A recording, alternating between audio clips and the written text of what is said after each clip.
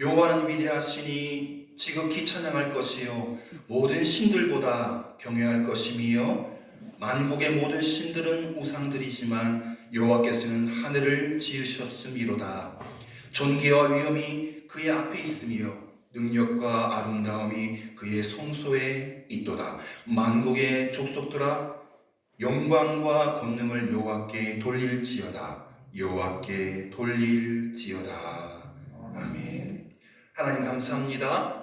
지난 주일 기쁨의 예배를 드리고 각자의 삶의 사역의 현장에 흩어져 있던 저희들 다시 한번 찬송하기 위하여 예배 드리며 또한 한 목소리 한 마음 또한 한 열심으로 기도하기 위하여 수요 기도회에 나와왔습니다. 예배하는 마음, 찬송하는 마음, 기도하는 마음이 흩어지지 않게 하시며 하나 되어 오직 만국 위에 왕 되신 하나님을 바라보며 그분만을 경외하며 그분께만 영광과 권능을 올려드리며 또 우리의 간절한 기도를 올려드리는 신실한 예배가 되게 하여 주시옵소서. 우리 예배를 기뻐 받아 주옵소서. 간절한 기도를 주님 응답하여 주시옵소서. 예수님의 이름으로 기도드립니다. 아멘. 찬송가 64장 힘차게 고백하겠습니다. 기뻐하며 경배하세 영광의 주 하나님.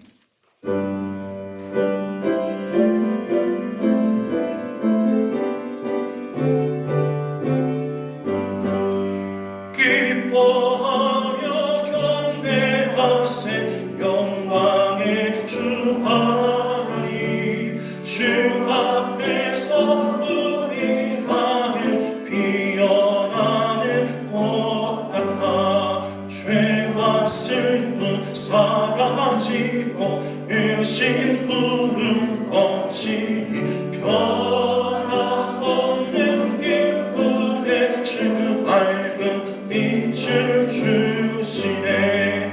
땅과 하늘 만물들이 주의 솜씨 빛내고 별과 천사 노래 소리 끊임없이 들었다. 물과 숲과 산과 골짜 들판이라 바다나 모든 만물 주의 사랑 기뻐 찬양하여라. 우리 주는 사랑이여 복의 근원이시니 삶이 기쁜 샘이 되어 바다처럼 넘치네. 아버지의 사랑 안에 우리 모두 영쟁히 서로 사랑하게 도와주시옵소서. 새벽별의 노래 따라 힘찬 찬송 부르니 주의 사랑 주이 되어 한만 되게 하시네. 노래하여 행진하여 싸움에서 이기고 승천하리 높이 불러 주께 영광 돌리세.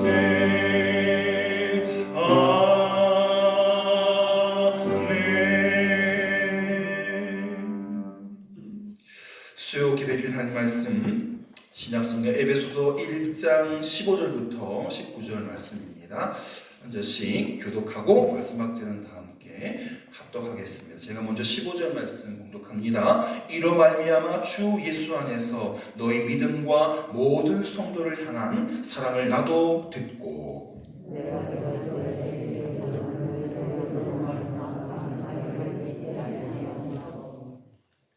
우리 주 예수 그리스도의 하나님 영광의 아버지께서 지혜와 계시형을 너희에게 주사 하나님을 알게 하시고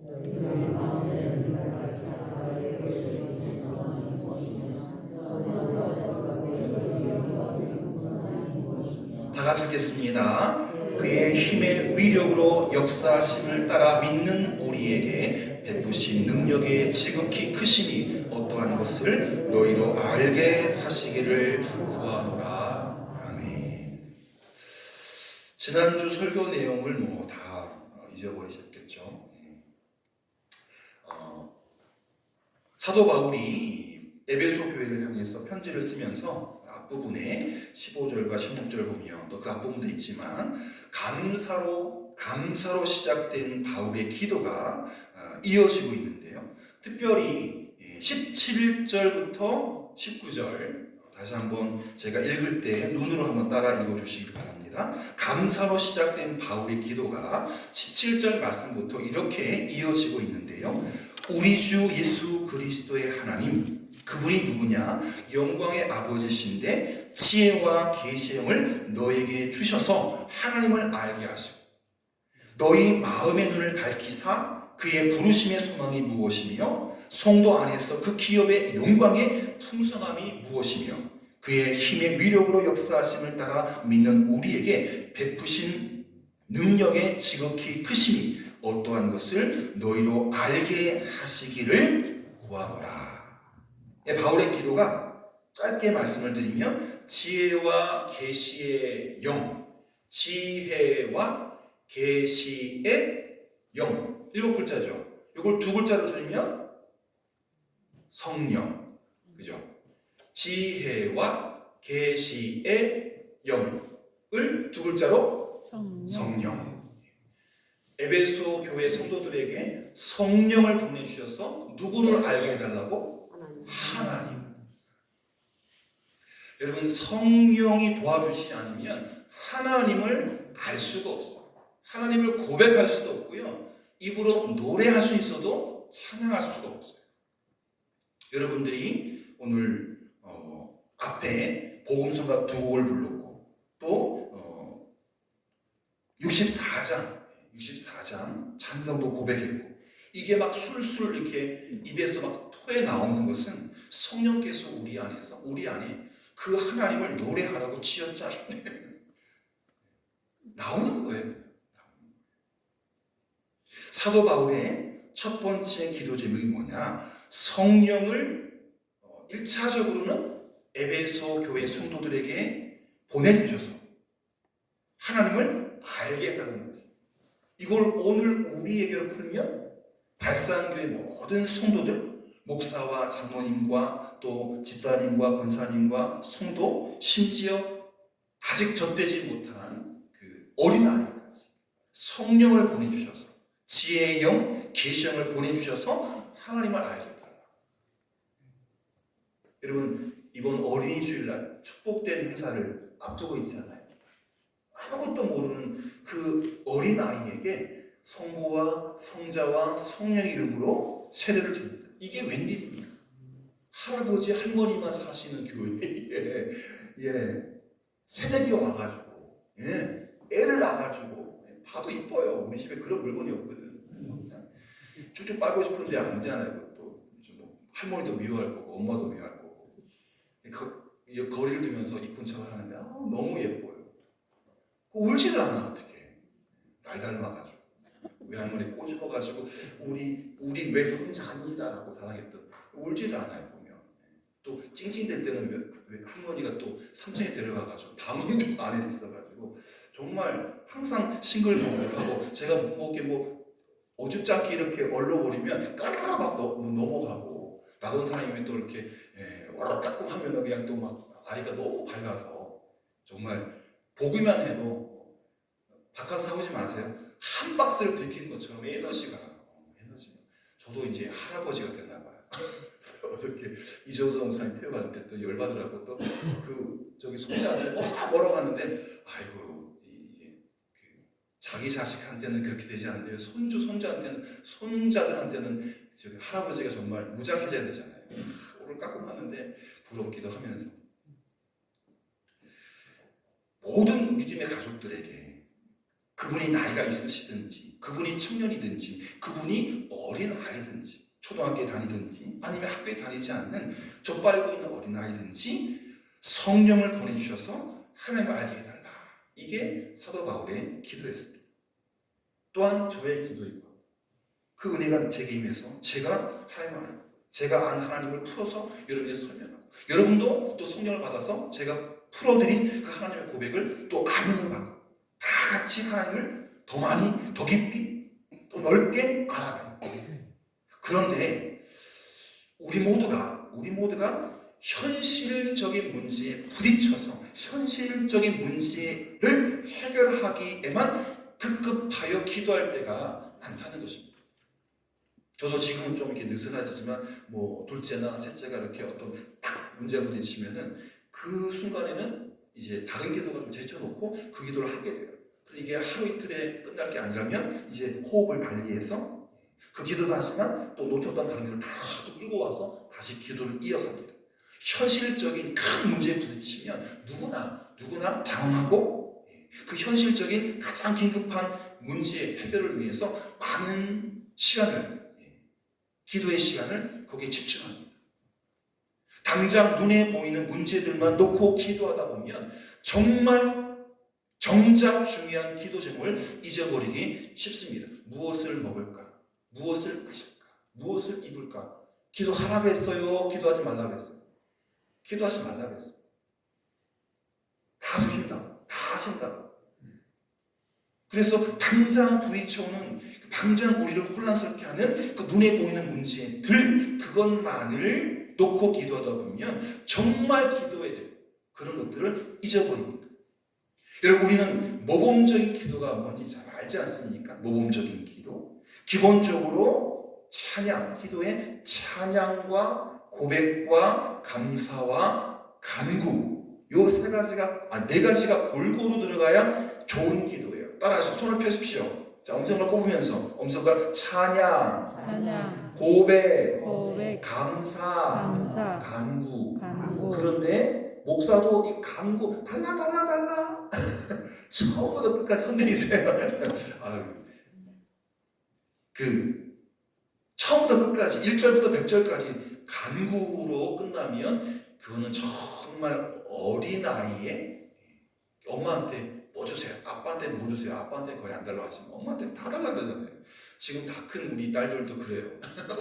어리광을 집사람이 다 받아주니까 정말 어린아이처럼 노는 것처럼 일부러 장난스럽게 또 애교스럽게 너무 애기 말을 하고 그래요.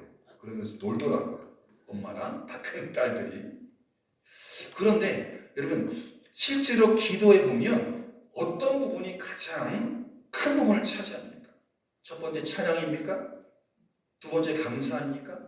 그리고 혹시 내가 알고 혹은 모르고 지은 죄의 고백입니까? 아니면 제가 앞서 말씀드린 주십시오 달라는 간구입니까? 이 되게 정말 기도를 잘하시는 분들 외에는 이 마지막 네 번째 주십시오의 기도, 간구의 기도가 대부분을 차지할 때가 있습니다. 애달파서 아내를 위해서, 애달파서 남편을 위해서, 또 시부모님 위해서, 또 친정 엄마 아빠를 위해서, 또 손주들을 위해서 기도하다 보면 거기다 달라 주세요 하는 기도가 많은 부분을 차지할 수 있죠. 그러나 그 앞에 찬양이 있어야 하고 고백이 있어야 하고 또 감사가 있어야 합니다.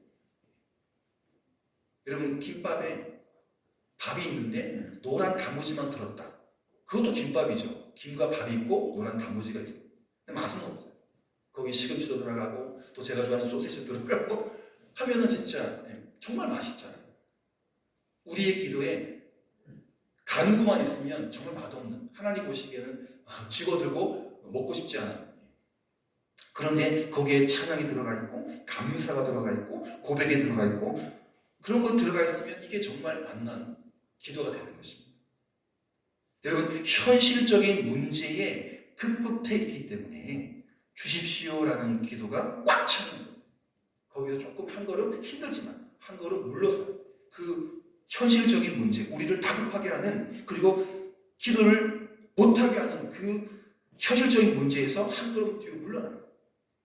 그래야 더 큰 기도를 할 수가 있는 것입니다. 현실적인 문제에 매달린 사람은 주십시오라는 간구밖에 드릴 기도가 없습니다. 왜? 문제에 빠져있기 때문에. 물에 빠질 때 뭐라고 해요? 살려주세요 어프 그러잖아요. 말도 못해. 진짜 물에 빠지면 헬프미, 살려주세요, 그거밖에 못하는 거죠. 왜? 노래 빠졌습니다. 다른 말을 할 수가 없어요. 우리가 삶의 문제에 퐁당 빠져버리면 찬양 못하고 고백 못하고 감사 못하고 간구 달라 주세요. 떼쟁이밖에 안 돼요. 떼쓰는 어머니다. 여러분, 현실에 얽매여 버리면 문제의 노예가 되고요. 현실적인 문제에 얽매여 버리면 마음의 여유가 눈꽃만큼 없어요. 그런 사람은 하나님이 어떤 분이신지, 하나님의 사랑이 얼마나 크고 눈물겨운지 생각할 겨를이 전혀 없습니다. 왜? 달라는 게 급하고, 지금 막 아들이 죽어가고 딸이 막 시험에 들어있고 엄마 아빠가 난리고 하면 그거 해결하느라고 달라고 해서 하나님,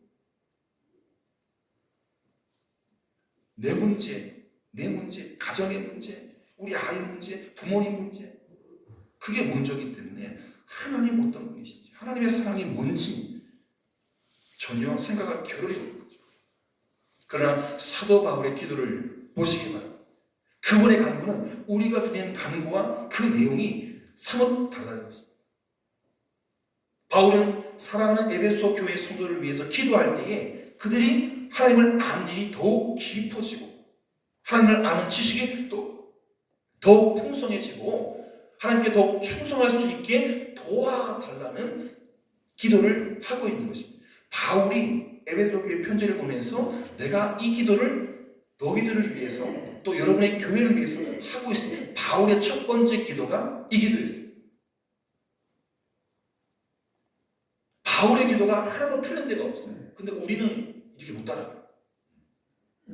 크든 작든 우리가 부딪혀 있는 빨리 풀어야 할 그 현실의 숙제, 현실의 문제가 일부러 탁 튀어나오지, 이게 어느 교회를 생각하고 어느 속도로 생각해가지고 하나님을 알 수 있도록 하는 거죠. 여러분, 사실은 하나님의 주머니 속에 어떤 문제 해결의 쪽지 하나 뽑는 것보다 하나님을 그냥 끌어안고 하나님을 갖는 게 최고인 거예요. 비우겠지만 아버지 주머니에 있는 재산의 절반이 저에게 무슨 유익이 있습니까? 아버지를 끌어안고 아버지를 가져보면 아버지께 다 낼 건데, 그렇잖아요. 아버지 주머니에 있는 한 푼, 어떤 축복 하나, 그거를 갖고 오는 게, 아버지를 그냥 내 소유로 하면 되는 거예요. 하나님을 안다는 게 바로 그거죠. 우리에게 가장 시급한 일은 당면한 문제를 푸는 게 아니라 바로 하나님을 아는 일. 이보다 더 급한 일이 없습니다. 성도 여러분, 하나님을 알지 못한 채 기도해 보십시오.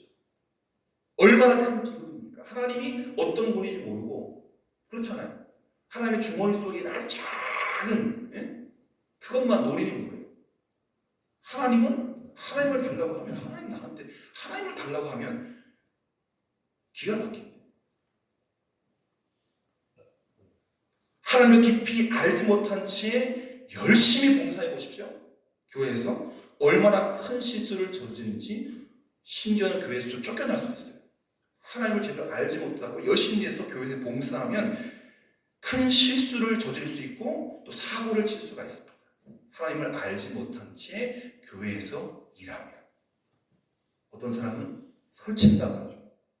왜? 하나님을 알지 못한 채 여기 막 동해번쩍 서해번쩍 하니까, 그리고 자꾸 예기치 않은 문제들이 터지니까. 왜? 하나님을 제대로 알지 못한 채 열심을.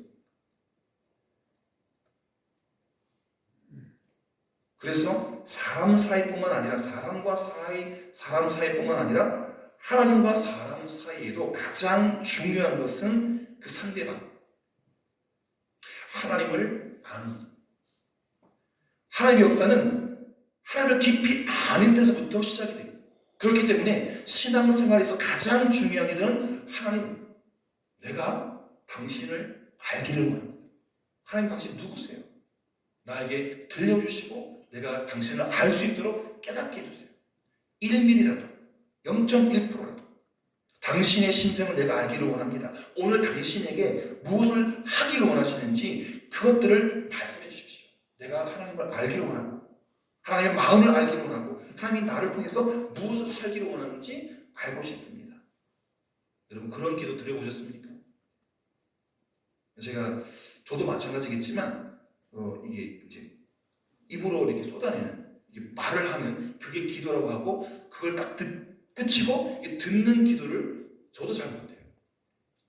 그러면서 기도는 대화라고 하는데 내 이야기만 다 기도하고 하나님께서 말씀하려고 하니까 저는 이제 하고 이제 목 터서 말하려고 하는데 일어나서 다른 곳에 가버리고 일해버리고 아니 잠자리에 들어버리고 저도 종종 그런 저를 발견합니다. 여러분 기도는 대화인데 대부분의 성도님들이 또 목사님도 마찬가지 내 이야기를 막 일방적으로 쏟아내고 하나님이 이야기하려고 하면 그 자리를 떠버려요. 그건 기도 아니죠. 기도가 하나님을 제대로 알아야만 우리는 바른 기도를 할 수 있고 하나님을 제대로 알아야만 우리가 바른 예배를 드릴 수 있고 하나님을 제대로 알아야만 봉사와 또 열심도 의미를 갖게 되고 올바른 열매를 맺게 되는 것입니다. 여러분 하나님을 안다는 게 뭘까요? 히브리어에 안다라고 하는 것은 저도 기억이 나거든요. 제가 토요일 날 이제 결혼식을 했는데 그날 미아리 쪽에 있는 맞나요? 그 서울 그 교회에서 가까운데 거기 419 관계된 호텔이 있어요. 거기서 토요일 밤을 집사람과 첫날 밤을 보내요. 그렇게 여러분 서로 이렇게 속옷 외투 다 감싸고 신랑은 신랑, 아내는 아내 그렇게 만났다 헤어지는 거랑 처음 결혼하고 둘이가 부부니까 불 끄고 다 이제 알죠? 다 하고 만나고 나서 그 다음 날 그걸 알았다 그러는 거예요. 그래서 수십 년 큰딸이 31이니까 수십 년 살았는데 지금도 집사람은 잘 몰라. 집사람 저를 많이 하는데 제가 집사람 잘 몰라서 화나게 하고 시기를 나게 하고 그 남녀가 사랑해서 결혼해서 하룻밤을 지내고 나서 그 다음날 안다라고 말해요. 뭔 말인지 알죠? 모든 가식적인 다 벗고 원초적인 모습으로 만나서 하룻밤을 지내면 그걸 알았다는 거예요. 옷 다 입고 나는 너를 사랑한다. 너는 나 아니고 나는 네 남편이야. 계속해서 옷 입고 내복 입고 잠옷 입고 이게 아니에요. 뭔 말인지 아시죠? 가식이 없는 막힘이 없고 가림이 없는 그 모든 것들 그러고 나서 안다는 거예요. 여러분 하나님을 제대로 아십니까? 하나님과 하룻밤 지내보셨습니까? 참 어려운 말이죠. 하나님을 안다는 것은요 하나님의 속성, 예수님의 성품이 나의 인격이 되고, 그죠? 예수님이 어떤지 모르잖아요. 하나님 어떤 분인지 모르잖아요. 하나님 안다는 것은 하나님의 성품이 어떤지, 하나님의 속성이 어떤 건지 아는 거예요. 그래서 기도에서 가장 중요한 것은 하나님의 성품, 하나님의 속성을 아는 거예요. 하나님을 아는 일에 관해서 가장 중요한 것을 세 가지로 요약하십니다. 첫 번째는 하나님의 사랑의 심정을 알아요. 성경 이 많은 책들 이것을 두 글자로 쓰면 사랑. 저를 사랑하고 라건 사람을 사랑하고 천권사님 사랑하고 이용호 권사님 사랑하고 이상현 집사님 사랑하고 다 사랑해요. 근데 저를 향한 사랑이 다르고 송권사님 향한 사랑이 다르고 장권사님 향한 사랑이 다르고 다 달라요. 하나님이 나를 어떤 마음으로 사랑할까? 지금 제가 내일도 그건데 이게 하나님의 마음 그리고 성경 속에 등장하는 사람들의 마음 이걸 잘못해가지고 지금 좀 브레이크가 걸렸어요. 잘하는 목사님 계시고 잘 못하는 목사님 계시고 제가 지금 여기서 조금 브레이크가 걸렸어요. 하나님이 어떤 마음으로 나를 사랑할까? 하나님이 어떤 마음으로 나를 지켜볼까? 잘하면 어휴 잘하네. 못하면 그러면 안 될 텐데 어떡하지? 지금은 좀 이런 쪽 성경 공부하는데 설교 공부하는 데 있어서 하나님의 사랑의 그 마음, 하나님의 사랑의 심정. 여러분, 자기 아들 예수 그리스도를 십자가에 죽게 했던 그 하나님의 사랑의 마음을 모르고서는 하나님을 알다고 할 수 없겠죠. 예를 들어서 제가 심장이 고장났습니다. 그런데 저희 가족들에게는 심장이 맞지 않아서 어느 다른 사람에게서 심장을 이식받았어요. 제 심장은 병들어서 버리고 남의 심장을 받았어요. 그러면 제가 막 살겠습니까? 아니면 제 인생과 더불어서 저에게 심장을 꺼내주신 그분이 누군지 몰라요. 가르쳐주면 안 돼. 남자인지 여자인지 노인인지 어린애인지, 어린애는 안 되겠죠. 심장이 같아야 되니까. 그분을 전혀 안 가르쳐줘요. 근데 어쨌든 심장이 맞잖아. 그럼 어떻게 돼요? 그분의 인생과 내 인생 두 배로 잘 살아야 되는 거예요. 지금 우리가 그 지경이라니까요. 예수 그리스도 심장이 와 있어요. 저도 예수님 심장이고 여러분도 예수님 심장이에요. 근데 내 심장은 뛰는 것처럼 지금 이제 우리 육체는 내 심장이죠. 근데 우리의 신앙은 예수님의 심장을 바꿨다니까요. 예수님의 마음으로 살아야 돼요. 자기 아들을 십자가에 죽이고 우리를 살리셨어요. 갈보리 언덕 위에 벌어졌던 그 십자가 보혈의 사건을 이해하지 못하고서는 하나님을 암담할 수 없는 거예요. 하나님의 그 피눈물 나는 마음, 눈물 뚝뚝 흘리면서도 아무 말도 못하고 아버지 나를 왜 죽이십니까? 라고 하는 그 아들의 절규를 귀만 듣고 그래서 태양을 꺼버렸잖아요.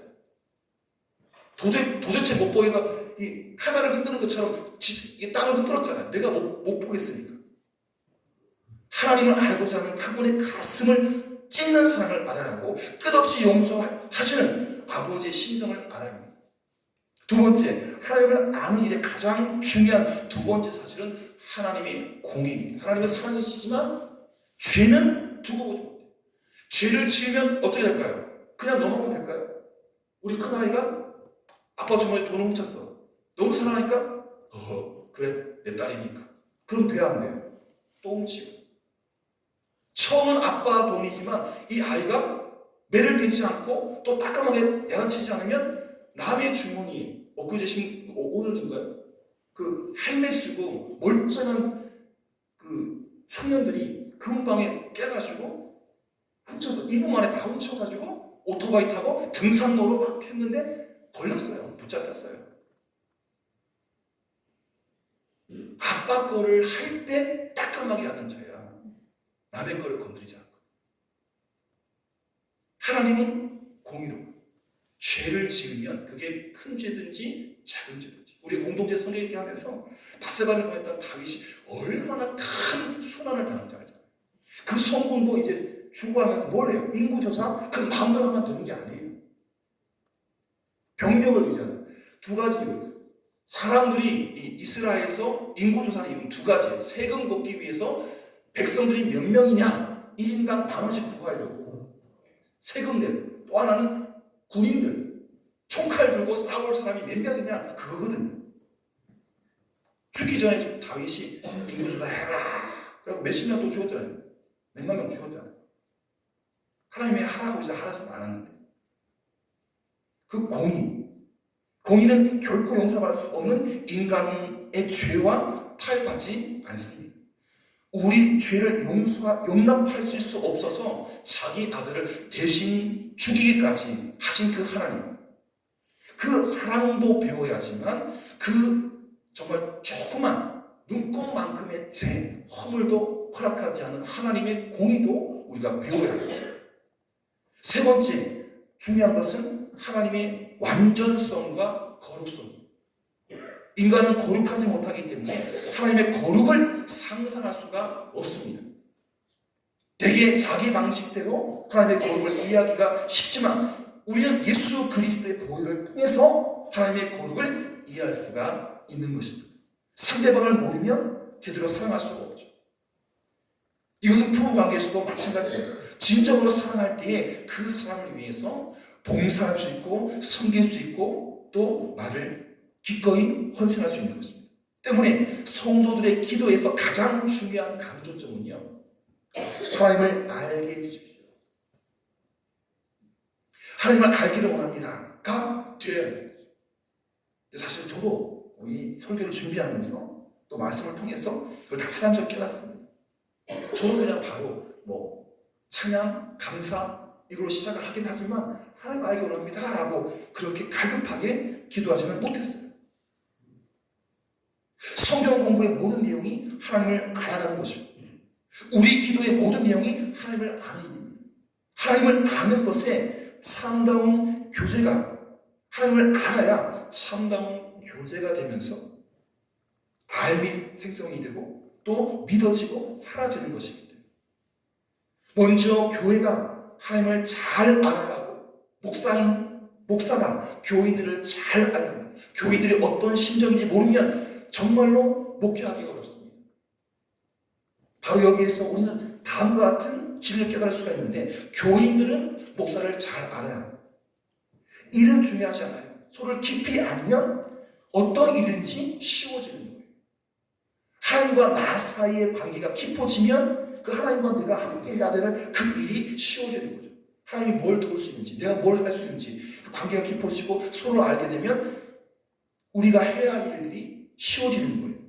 목사가 교인을 잘 알고 교인들이 목사를 잘 알면 그 교회는 부흥할 수밖에 없어요. 사랑의 공동체가 될 수밖에 없고 부흥의 공동체가 될 수밖에 없습니다. 잘 나가는 교회, 부흥하는 교회가 다 그래요. 정말 뜯어 말려도 찾아와요. 이찬수 목사님 어느 해까지 5,000명 줄지 않으면 내가 은퇴한다 폭탄선을 하니까 제가 그 부교육자 섬겼던 교회에 은퇴 집사님 권사님의 아들이 그 교회 다니셨는데 지금 제2개척교회가 가셔가지고 그만큼 또 일구시더라고요. 작은 교회인데 좋은 목사님 만나가지고 하면서 페이스북에 사진을 올리는데 이게 이찬수 목사님 교회인지 분리배가 나간 교회인지 모를 정도로 목사가 교회를 잘 알고 교인이 목사를 잘 알기 때문에 그게 큰 교회든지 작은 교회든지 부흥할 수밖에 없는 거죠. 사랑이 가득하고 은혜 가득한 공동체가 될 수밖에 없는 거죠. 그렇다면 우리가 하나님을 잘 알기 위해서 어떻게 해야 될까? 다른 말로 하면 바울은 아주 구체적인 방법을 제시하는데 지혜와 계시형을 구해라. 성령께서 하나님이 누군지.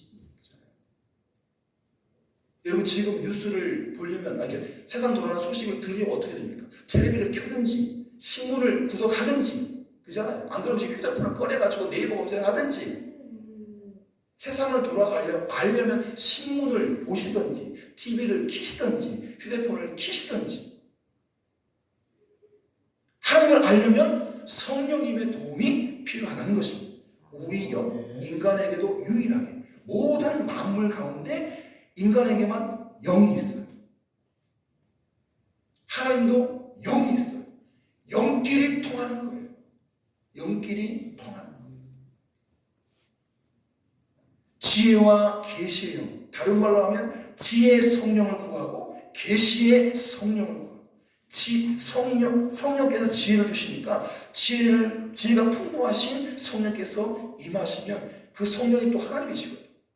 알고자 하는 그 마음에 지혜 성령이 임하면 그냥 알아지는 거예요. 여러분 나중에 그거 이제 SF 영화에 보면 그 인간의 머리에다가 기억을 집어넣는 거예요. 다른 사람의 기억들 아니면 슈퍼컴퓨터에 집어넣는 그런 시대가 올 수도 있어요. 성령께서 임하시면 지혜의 성령이 임하면 다 깨달아지는 거예요. 계시의 영 보여주는 영이거든요. 욥이 그 큰 고통 중에 그 전에 고난 당하기 전에는 듣기만 했는데 고난 다 당하고 그 다음에 친구들이 와서 토론 끝에 이제는 하나님을 어떻게 본다. 백문이 불여 일견이라. 100번 듣고 1000번 들으면 뭐합니까?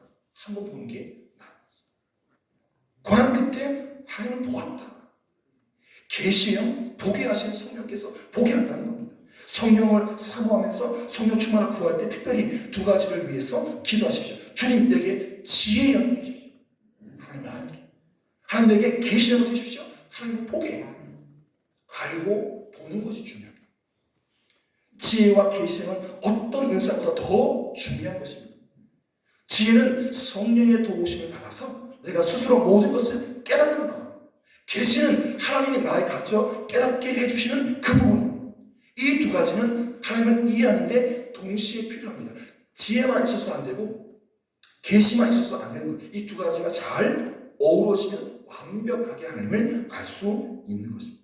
지혜의 마음으로 성경을 읽고 성경에서 하나님의 뜻을 깨달아서 하나님의 심정을 헤아릴 수가 있는 것입니다.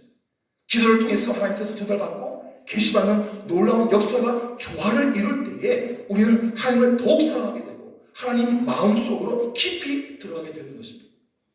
하나님과 깊이 관계가 맺어지면 모든 일이 분명해지고 쉬워지고 간단해집니다. 왜? 하나님이 간섭하시기 때문에. 내가 애써 안 되는데 하나님께 그냥 조금만 툭 건드려도 술술 풀리는 거예요.